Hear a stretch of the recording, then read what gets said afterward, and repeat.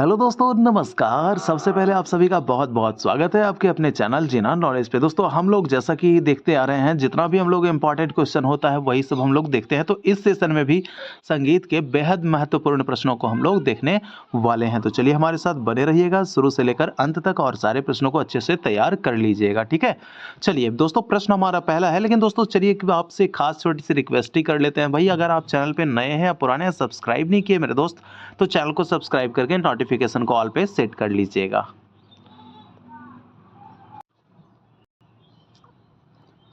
हमारा पहला प्रश्न है दोस्त यहाँ पे कि तमिल में शुद्ध सप्तक को क्या कहा जाता है? दोस्तों देखिए, ऐसा नहीं है कि मैंने प्रश्नों को ये सब नहीं करवाया। अगर आप सारे सेशन देखते होंगे रेगुलर, तो आप तो इसका जवाब यूं ही दे सकते हैं।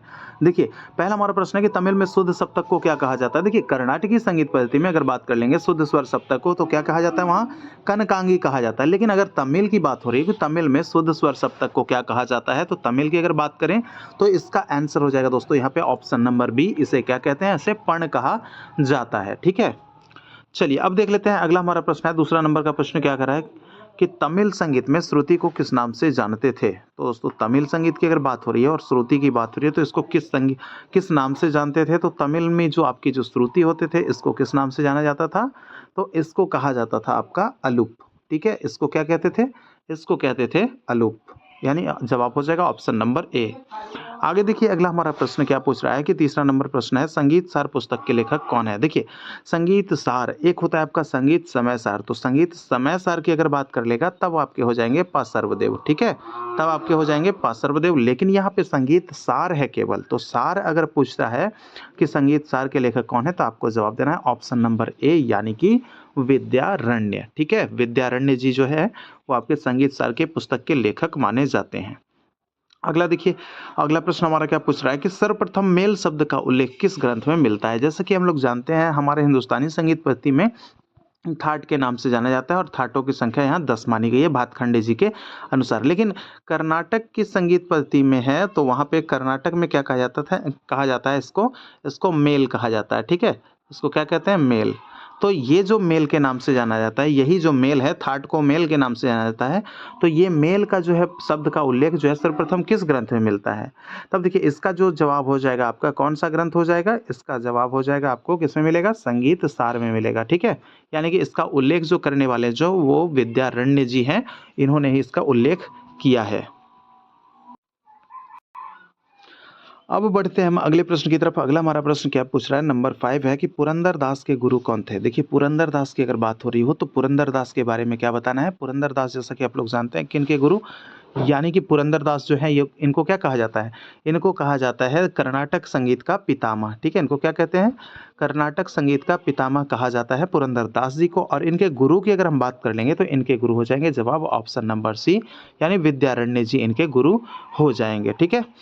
अब देख लेते हैं अगला प्रश्न हमारा क्या है कि सामगान का अंतिम भाग क्या कहलाता है? देखिए, सामगान में कितने भाग होते थे? जरा आप लोग कमेंट कीजिएगा दोस्त, कमेंट बॉक्स में कितने भाग होते थे? ये आपके लिए प्रश्न है, क्योंकि मैं करवा चुका हूँ, इसीलिए आपसे प्रश्न करने का मेरा अधिकार तो बनता है। देखिए, तो इसमें जो आपके जो भाग थे, उसका अंतिम भाग, यानी कि जो मैंने बताया था कि अंत में क्या होता है? निधन होता है। तो सामगान का अंतिम भाग जो हो जाता है, वो क्या कहलाता है? निधन कहलाता है, ठीक है?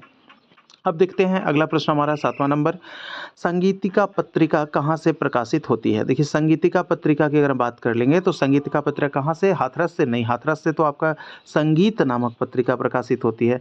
झांसी से भी नहीं होगा, क्योंकि यहाँ से लहरी नामक पत्रिका प्रकाशित होती है। इसका जवाब हो जाएगा ऑप्शन नंबर बी, इलाहाबाद, ठीक है? संगीतिका पत्रिका कहाँ से? इलाहाबाद से प्रकाशित मानी जाती है। चलिए आगे देख लेते हैं अगला हमारा प्रश्न क्या है कि रामायण काल में वाद्यों को किसकी संज्ञा दी गई थी? देखिए, रामायण काल अगर बात हो रही है, रामायण काल में जो संगीत जो उस समय के थे, तो वो जो वाद्य जो होते थे उस समय, तो वाद्यों को किसकी संज्ञा दी गई थी? तो इसका जवाब हो जाएगा ऑप्शन नंबर बी, तुरीय हो जाएगा, ठीक है? इसको तुरीय के नाम से जानते थे। और यहाँ पे देखिए आपका एक नाष्ठी है, इसके लिए जरा आप लोग कमेंट कीजिएगा कि नाष्ठी को कब कहा जाता था और क्या कहा जाता था, किसके लिए नाष्ठी का प्रयोग होता था? तो आप लोग कमेंट कीजिएगा बहुत अच्छे से लिखकर। आगे देख लेते हैं 9वां नंबर प्रश्न हमारा क्या पूछ रहा है कि किस ग्रंथ में कहा गया है कि नृत्य वादन पर और वादन नृत्य पर आधारित है। तो नृत्य जो है किस पे, वादन पर, और वादन किस पर है, तो वादन नृत्य पर आधारित है। ऐसा किस ग्रंथ में कहा गया है, तो इसका जवाब क्या होगा, 9 नंबर का जो जवाब हो जाएगा आपके संगीत रत्नाकर हो जाएंगे, यानी कि ये ग्रंथ सारंगदेव जी का लिखा हुआ है और सारंगदेव ने ही कहा था ऐसा, ठीक है, सारंगदेव, ठीक है। चलिए आगे देख लेते हैं। अगला प्रश्न हमारा क्या पूछ रहा है कि मानव देह में नाद की उत्पत्ति के कितने स्थान माने जाते हैं। देखिए मानव देह, अगर शरीर की बात कर ले, मानव शरीर में, तो नाद उत्पत्ति की जो है वो कितने स्थान माने गए हैं। तो नाद उत्पत्ति के अगर स्थानों की अगर हम बात कर लेंगे दोस्तों, तो यहाँ पे आपके हो जाएंगे जवाब 5 हो जाएगा, ऑप्शन नंबर बी सही जवाब हो जाएगा। कौन कौन से, नाभि, हृदय, कंठ, मस्तक और मुख, ठीक है, इसको नोट कीजिएगा आप लोग। नाभि, हृदय, हृदय, कंठ, मस्तक और मुख आपका हो जाता है, ये आपके 5 माने गए हैं, ठीक है। तो मानव शरीर में जो है आपके कितने हो गए, नाद उत्पत्ति के स्थान 5 हो गए। चलिए अब देख लेते हैं अगला हमारा प्रश्न क्या पूछ रहा है कि पाणिनि के अनुसार नाद उत्पत्ति के कितने स्थान है। देखिए यहाँ पे पाणिनि, यानी कि पाणिनि कौन है भाई, तो ये आपके किसके, अष्टाध्यायी के लेखक हैं, ठीक है, अष्टाध्यायी के लेखक हैं पाणिनि। इन्होंने क्या कहा है, इन्होंने नाद उत्पत्ति के कितने स्थान बताए हैं, तो यही प्रश्न हमारा पूछ रहा है। तो इसका जवाब हो जाएगा ऑप्शन नंबर ए, यानी इन्होंने 8 बताए हैं, ठीक है। कौन कौन सा, हृदय, कंठ, मूर्धन्य और आपका क्या होता है, जिह्वा मूल, दंत, नाक, होस्ट और तालु, ये 8 प्रकार के बताए हैं कि इन्होंने, पाणिनि ने, ठीक है। अब देख लेते हैं अगला प्रश्न हमारा क्या पूछ रहा है यहाँ पे कि संगीत पत्रिका कहाँ से प्रकाशित होती है। मैंने ऊपर ही भी बताया है कि संगीत पत्रिका कहाँ से प्रकाशित होती है, इसका जवाब क्या हो जाएगा, हाथरस हो जाएगा, इसका ऑप्शन नंबर सी। आगे देखते हैं अगला प्रश्न हमारा क्या है कि लहरी नामक पत्रिका कहाँ से प्रकाशित होती है। तो लहरी जो झांसी वाली जो रानी थी, वहाँ से ही स्वतंत्रता संग्राम की जो लहर उठी थी, तो लहरी पत्रिका कहाँ हो जाएगा, झांसी हो जाएगा, ठीक है, ऑप्शन नंबर बी। चलिए आगे देख लेते हैं। अगला हमारा प्रश्न है 14 नंबर का प्रश्न है कि संगीत कला विहार पत्रिका कहाँ से प्रकाशित होती है। संगीत कला, भाई कला कहाँ दिखाए जाते हैं, तो याद रखना है कला जो आपका मुंबई में दिखाया जाता है। कहाँ, मुंबई में, ठीक है, मुंबई में दिखाया जाता है, इसलिए ये आपका जो हो जाएगा संगीत कला विहार पत्रिका कहाँ से प्रकाशित, तो ऑप्शन नंबर ए इसका जवाब हो जाएगा, मुंबई। आगे देख लेते हैं। अगला हमारा प्रश्न क्या है कि जात्रा किस राज्य से संबंधित नृत्य है। तो जात्रा की अगर बात कर लेंगे, जात्रा, बाउल, तो ये सब किस राज्य से है, तो इसका जवाब हो जाएगा ऑप्शन नंबर बी, यानी कि ये हो जाएगा आपका बंगाल से संबंधित लोक नृत्य माना जाता है जात्रा। आगे देखिए अगला हमारा प्रश्न है नंबर 16 प्रश्न है कि हवेली संगीत के साथ किस वाद्य यंत्र की संगति की जाती है। तो हवेली संगीत जो है आपके राजा महाराजों की हवेलियों में जो है गाए जाते थे, तो उसमें जो संगीत जो प्रयोग किया जाता है, तो कौन सा, उसमें किस वाद्य यंत्र की संगति होती है, तो इसमें हो जाएगा इसका जवाब ऑप्शन नंबर ए, पखावज की संगति की जाती है, ठीक है। आगे देख लीजिए अगला हमारा प्रश्न है कि चित्रा बीणा में कितने तार होते हैं। तो चित्रा बीणा के चित्र हम बनाते हैं भाई, चित्र जब हम किसी का बनाते हैं तो कलर हमारे पास यानी 7 रंग का कलर जो है अवेलेबल होना चाहिए, इसलिए चित्रा बीणा में जो तार हो जाएंगे आपके 7 हो जाएंगे। और मत्त कोकिला बीणा में कितने तार होते हैं, मत्त कोकिला बीणा में आपके 21 तार होते हैं, ठीक है। और एक चीज़ आप लोग कमेंट करके बता दीजिए कि 9 तार किस बीणा में होते हैं, 9 तार किस बीणा में होते हैं, ज़रा आप लोग कमेंट कीजिएगा, ठीक है। यहाँ से मैंने आप लोग को 3-3 सवाल अभी तक पूछ दिया है। कितने लोग देखते हैं, जो रेगुलर देखते होंगे वीडियो, तो उनका तो जवाब ज़रूर आएगा, क्योंकि बहुत सारे ऐसे लोग हैं जिनका जवाब आता भी है, वो लोग बहुत अच्छे हैं पढ़ने में, देखते हैं हम कि रेगुलर जवाब देते हैं, ठीक है। अगला प्रश्न हमारा क्या है कि वाहिद खान कौन सा वाद्य यंत्र बजाने में निपुण थे। देखिए वाहिद खान की अगर बात कर लेंगे तो इनका जो वाद्य यंत्र था 18 नंबर का हमारा जवाब हो जाएगा इसमें सुरबहार।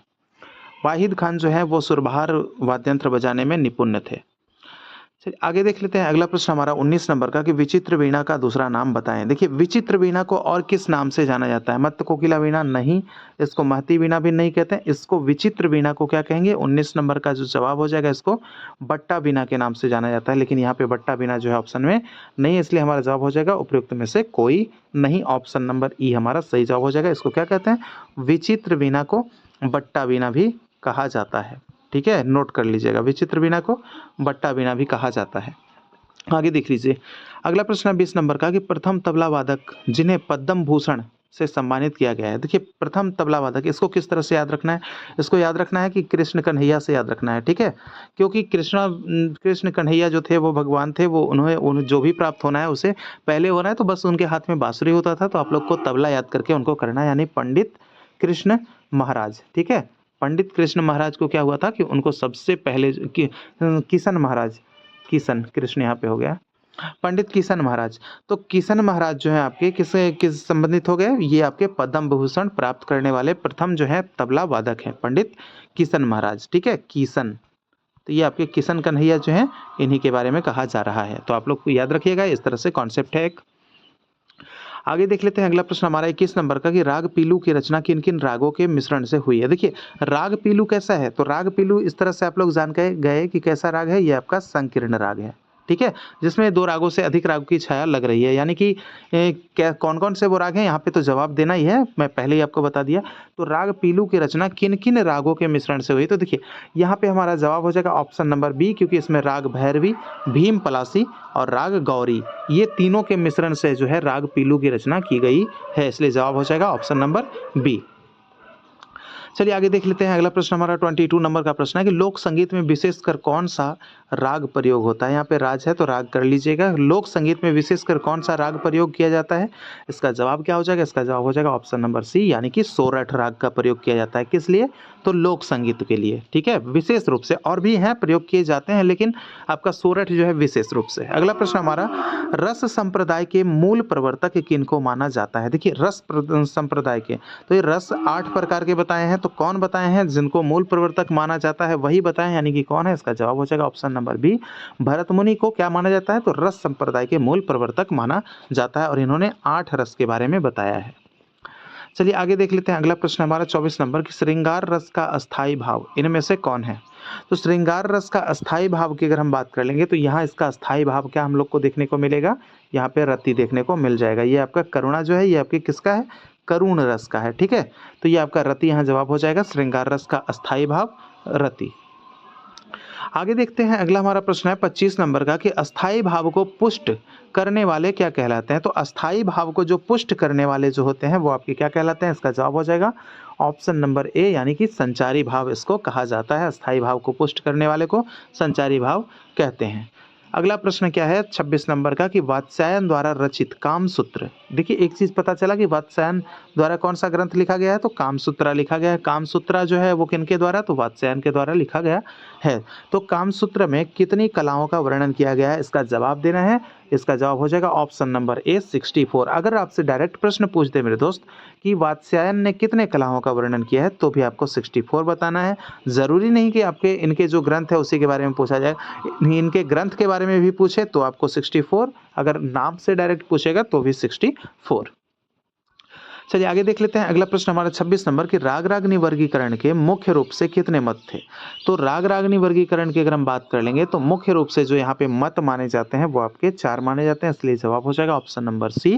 4 मत कौन कौन से हैं जरा आप लोग कमेंट कीजिएगा, इसमें जो है आपको बताएंगे हम, कुछ नहीं, आगे जब क्लास चलेगी उसमें जब डीपली क्लास आएगा तो उसमें हम बताते चलेंगे, लेकिन यहाँ पे प्रश्न आप लोगों से करना है क्योंकि बहुत कुछ हम करवा चुके हैं। ठीक है, तो चारों मत का जरा सा आप लोग नाम लिखिएगा, क्योंकि इस सेशन से आपसे लगभग अभी तक मैंने 4-5 प्रश्न अभी तक पूछ लिए हैं, तो आप लोग को प्रश्नों का जवाब भी देते चलना है दोस्त, क्योंकि ऐसे क्या होता है आप लोग की जो मेमोरी पावर जो होती है, कैपेसिटर जो होती है मेमोरी में, तो वो आपका वो स्ट्रांगली बना हुआ रहता है। ठीक है, चलिए आगे देख लेते हैं अगला प्रश्न हमारा क्या है 28 नंबर। सौंदर्य शास्त्र के अनुसार कला का प्रधान गुण इनमें से कौन है। तो कौन सा? क्या रस है, अस्थाई है, विलोम है, उपयुक्त में से एक से अधिक है, उपयुक्त में से कोई नहीं। इसका जवाब होने वाला है, क्या जवाब हो जाएगा?